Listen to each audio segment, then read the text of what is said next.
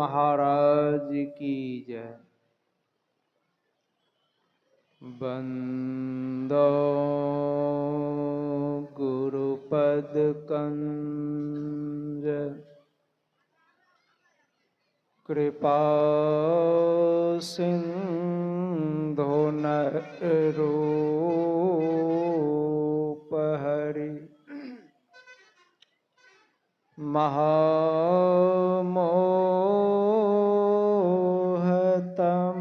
पुंज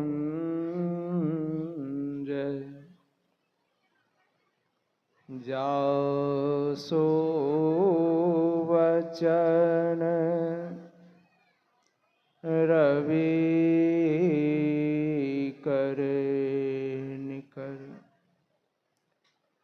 धन्य धन्य सतगुरु सुखद महिमा कही न जाए। जो कुछ कहूँ तुम्हारी कृपा मोते कछु न बसा। जो कुछ कहूँ तुम्हारी कृपा मोते कछु न बसा।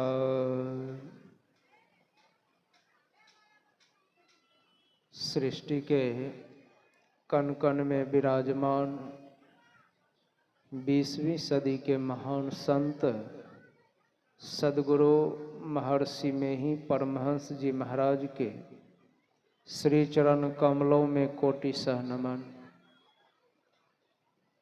इनके ही हृदय स्वरूप ब्रह्मलीन महर्षि शाही स्वामी जी महाराज के श्री चरण कमलों में कोटि सह नमन। इनके ही विशेष कृपा पात्र संत मत के प्रधान आचार्य ब्रह्म ऋषि पूज्यपाद स्वामी चतुरानंद जी महाराज के श्री चरण कमलों में कोटि सह नमन। मंचासीन तीर्थों को भी पावन करने वाले मुद मंगलमय संत समाजों के श्री चरण कमलों में कोटि सह नमन। उपस्थित धर्म प्रेमी सज्जनवृंद, आदरणीय माताओं तथा भक्तिमती बहनों, सबों के श्री चरण कमलों में कोटि सह नमन। अभी हम आप लोग भक्ति के संबंध में सुन रहे थे। संसार में जितने मानव हैं, किसी से भी पूछिए कि आप भक्ति करते हैं तो सभी कहेंगे कि मैं भी भक्ति करता हूं। लेकिन किस तरह के भक्ति? हमारे गुरु महाराज कहने की कृपा किए,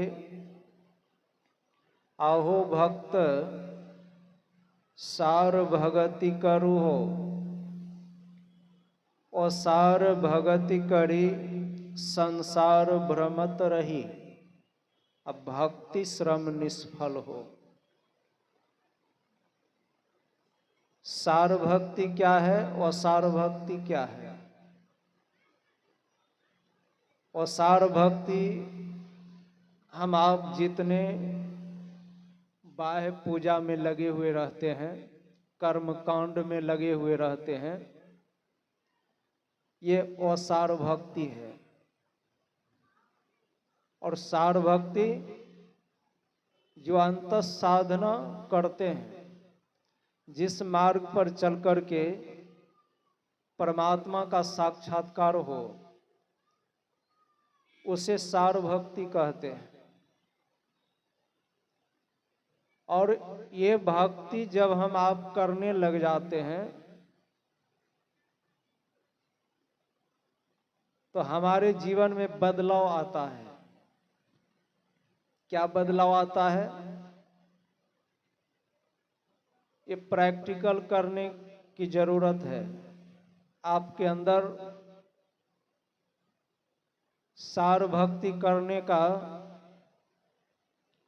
क्या क्षमता है, कहां तक आप पहुंचे हुए हैं।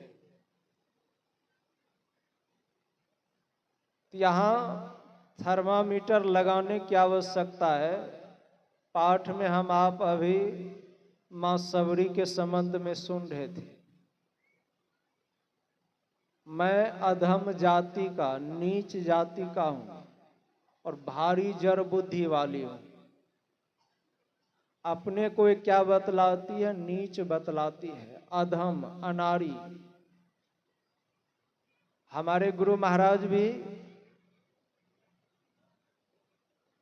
क्या लिखे हैं? उनकी स्तुति के ही विधि की जाए, मोरी मति अति नीचे अनारी, सब संतन की बड़ी बलिहारी। कभी भी वे अपने अंदर अहंग को आने के लिए नहीं देते। जो इस तरह के भावना रखते हैं, अवश्य उनके अंदर अहंग भाव नहीं आता है। क्योंकि ये अहंकार क्या है? भक्ति के पथ पर चलने में ये सबसे बड़ा रोड़ा है, बाधक है। आपको भक्ति के मार्ग में एक डेग भी नहीं बढ़ा जा सकता, एक डेग भी नहीं बढ़ सकते। इसके लिए वे अपने आप को अनाड़ी समझते हैं और ज्ञानी समझते हैं। और वे ऐसे होते हैं जो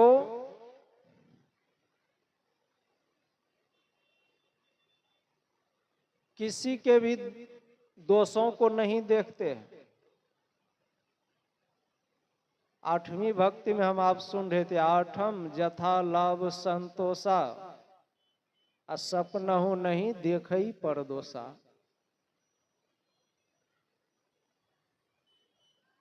ये जो है आठवीं और नववीं, ये भक्ति का फल है। जो सही में सार भक्ति को करेंगे तो अवश्य ये आठवीं और नववीं को वे प्राप्त कर लेंगे। तब वे किसी के ऊपर दोषारोपण नहीं करेंगे, स्वप्न में भी कुछ दूसरे के दोषों को नहीं देखेंगे।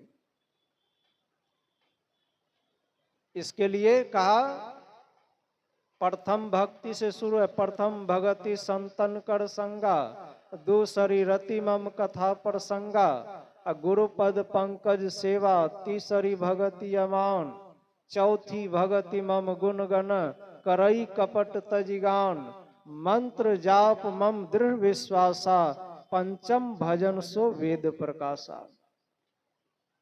ये पांचवी भक्ति में अगर हम ढीला ढाला नहीं रहेंगे, जब हम आप चुस्त दुरुस्त हो जाएंगे, मजबूत हो जाएंगे, तो कहते हैं ऐसे साधक को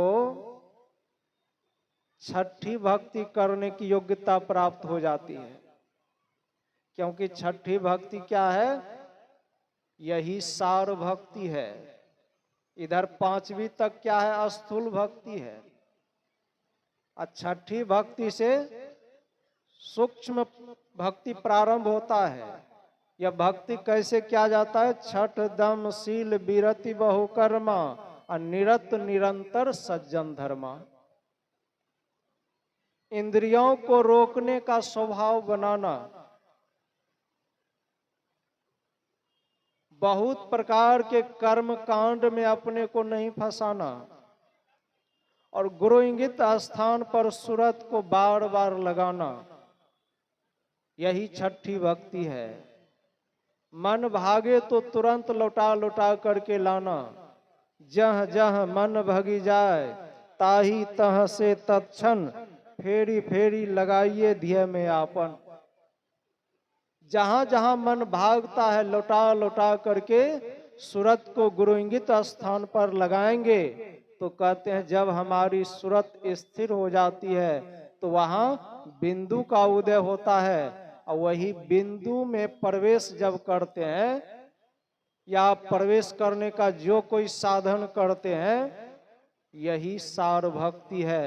इधर जितना है सब असार भक्ति है। अगर असार भक्ति करेंगे तो बार बार संसार में आना पड़ेगा, जन्म मरण के चक्र में पड़े रहेंगे। हमारे गुरु महाराज सभी जीवों के उद्धार के वास्ते, कल्याण के वास्ते, उद्धार कल्याण कब होता है? जब हम आप जन्म मरण के चक्र से छूट जाते हैं तभी उद्धार होता है। तो हमारे गुरु महाराज जन्म मरण के चक्र से छुड़ाने का यह युक्ति बतलाए हैं। इसको अवश्य हर एक मनुष्य को जान करके करना चाहिए। इसी में हम आप लोगों का भला है, लाभ है। इतना ही कहकर मैं अपनी वाणी विराम देता हूँ। श्री सद्गुरु महाराज।